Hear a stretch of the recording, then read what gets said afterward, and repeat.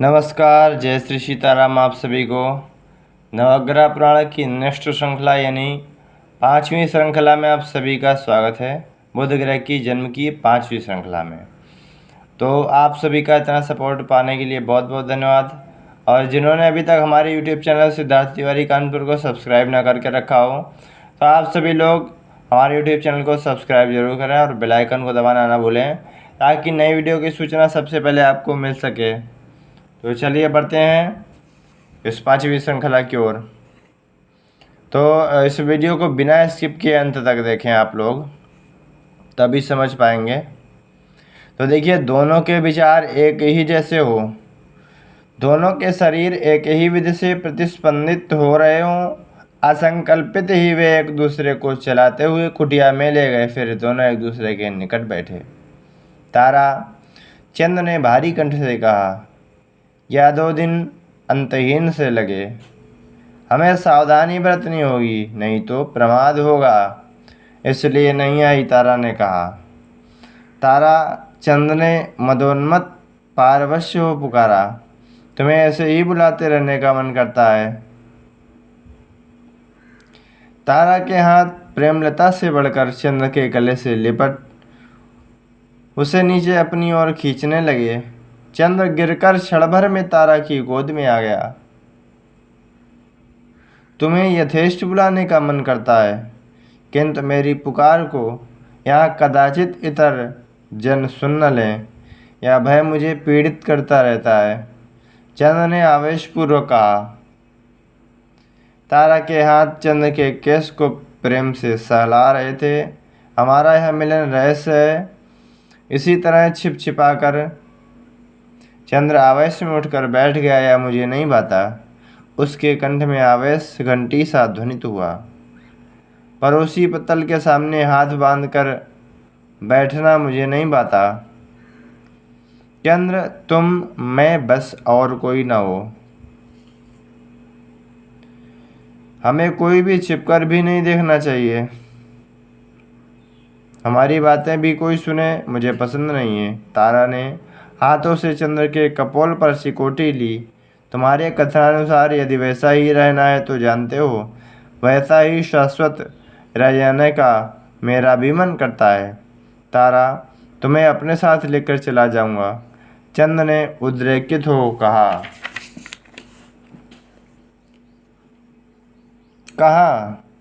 मुझे तुम्हें मैं मात्र दिखाई दें, वैसे किसी स्थान पर। कहाँ? तारा के प्रश्न के साथ हंसी भी मिली हुई थी है। हम दोनों को कोई भी ना देख सके वहाँ। पर कहाँ? हम दोनों को एक साथ रखने वाले एकांत प्रदेश में। कहाँ? तारा ने अपनी दोनों हथेलियों से चंद्र के मुख को जकड़कर अपनी ओर घुमाकर हंसते हुए पूछा, मेरे महल में। तुम्हारा महल? तारा के कंठ में आश्चर्य व्यक्त हुआ। क्या अपने माता पिता के आश्रम को? नहीं, मेरे महल में, जिसे मेरे लिए विश्वकर्मा ने निर्मित किया है। विद्याभ्यास की पूर्ति के उपरांत विवाह कर मुझे उस महल में ही निवास प्रारंभ करना है। ओह, मेरा विद्याभ्यास यहाँ आने के दिन ही आश्रम के वातायन में तुम्हारी आंखों को देख क्षण भर में ही पूर्ण हो गया, चंद्र ने हंसते हुए कहा। प्रतिस्पंदन में तारा ने अपनी हथेलियों से चंद्र के कपोलों को हल्के से चिकोटी दी। चंद्र की हथेलियाँ उसके हाथों को सहलाने लगीं। विवाह तो हो गया तुमसे, तुम्हारा हाथ पकड़ लिया, पहाड़ी ग्रहण हो गया। त्वरित समय ही रहस्यमय ढंग से तुम्हें ले जाऊंगा, उससे राक्षसत्व भी हो जाएगा। चंद्र, तारा का कंठ परस हो तीक्ष्ण ध्वनित हुआ।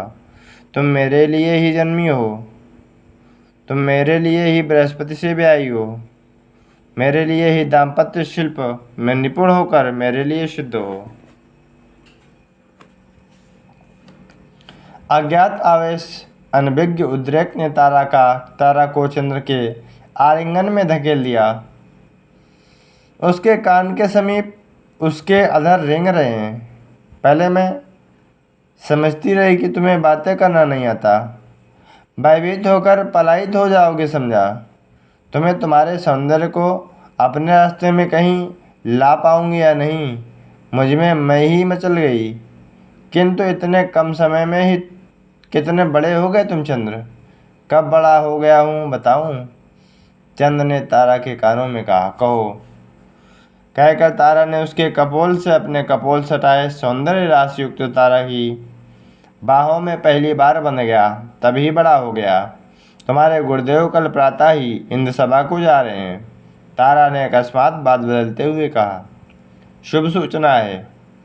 वह जैसे ही निष्क्रमित होंगे, विद्यार्थीगण संविधाएं लाने अरण्य को जाएंगे और पुंजकस्थला जल ग्रहण के लिए नदी की ओर जाएगी। चंद्र ने अपना विचार व्यक्त किया। हम दोनों, कहते हुए प्रश्नार्थक रूप से तारा ने कहा, एक हो जाएंगे, एक हो जाएंगे। बृहस्पति विद्यार्थियों की राह देखते अपने स्थान पर बैठे हुए पेड़ों की डाल पर छिपी सुग्गी ने एक बार अपने परों को फड़फड़ाया, प्रणव आरंभ किया। ओम ओम ओम। उस तोते का ओंकार नाद जैसे विद्यार्थियों को पाठ के लिए बुला रहा हो। बृहस्पति ने अपनी आंखें दोबारा विद्यार्थियों के बीच फेरी। चंद्र आए जैसा नहीं लगा। कुछ पूछने के लिए उन्होंने अधर खोले।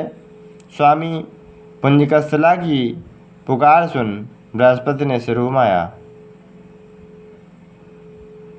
पुंजकस्थला ने उनकी ओर विनयपूर्वक देखा। गुरुपत्नी आश्रम में नहीं है, तारा आश्रम में नहीं है। बृहस्पति ने बात काटते हुए कहा, नहीं है।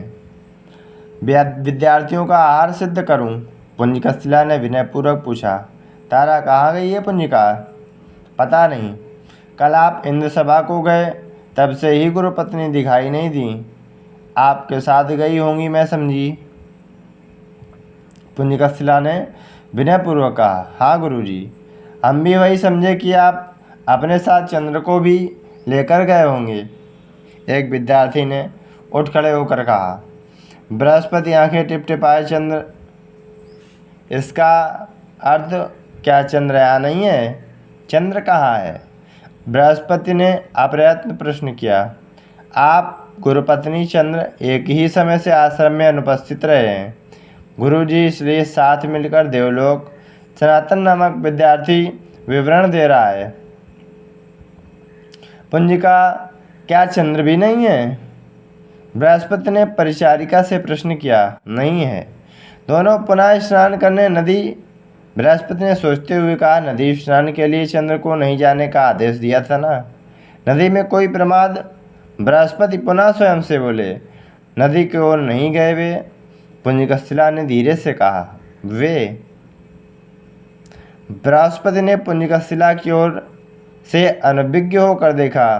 क्या वह दोनों तारा और चंद्र मिलकर घूम रहे हैं? उनके मन को अनेकों विचार आंदोलित कर रहे हैं। किसी संविदा आदि के लिए वन में संभवतः गए होंगे। सनातन, सुनीत, तुम और कुछ साथियों के साथ अरण्य में खोजो तारा और चंद्र को। कोई प्रमाद वाक्य पूरा करने से पहले बृहस्पति रुके। स्वामी, विद्यार्थियों और आपके लिए आहार सिद्ध करो पुंजिका। बृहस्पति ने दीर्घ श्वास लिया।